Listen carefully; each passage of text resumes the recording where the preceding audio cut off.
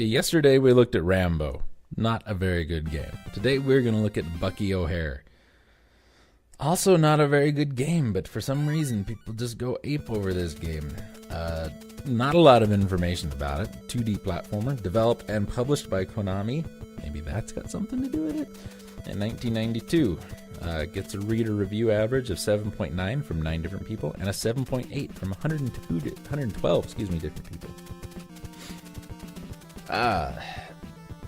Based on the comic book series of the same name, the game was developed and published by Konami, released in North America in 92, Japan in 92, and Europe in 93.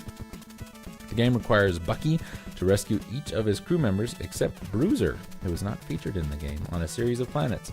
As each character is rescued, the player gains the ability to switch between them and Bucky on the fly to deal with different problems. Immediately after regaining his entire crew, they are once again captured and imprisoned on the Toad mothership.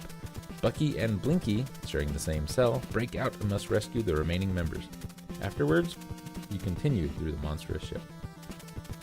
An arcade game was also released, which allowed the players to control Bucky, Jenny, Deadeye, or Blinky in a format similar to the arcade games based on Teenage Mutant Ninja Turtles or The Simpsons.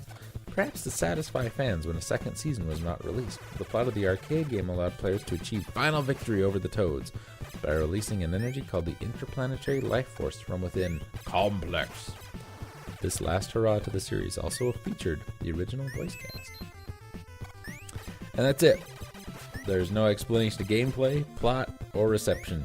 There's not even a whole lot for reference here. What can I tell you about the gameplay? You'd think this is a Konami game. It's going to play pretty good. Konami. Hey, Nyami.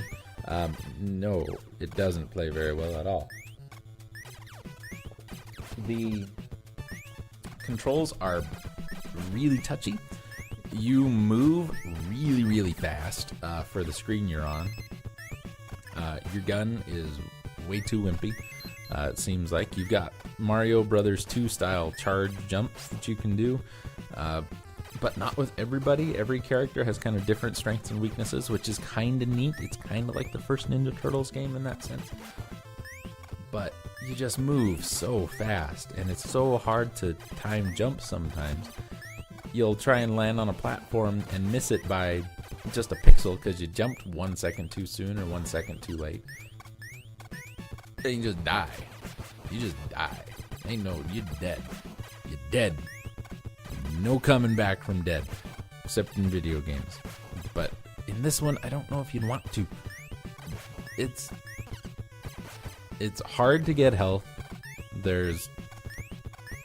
It's just overly difficult. Like Battletoads, right?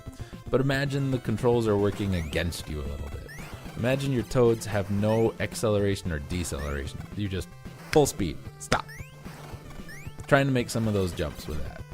It's not easy to do. And that really, to me, is the biggest drawback of this game. The graphics are nice. The graphics are decent. The music's okay. I like the idea. You kind of got the choose your own level to get different characters to do different things. Kind of got a Mega Man-y kind of thing going on there. But it's a Konami game, so it's pretty hard, but it's too hard. Right? Even for the NES at this time, this was a little too much. Especially from Konami, who you'd think they're going to make a solid, good playing game. It is a solid game, but it ain't a good playing game.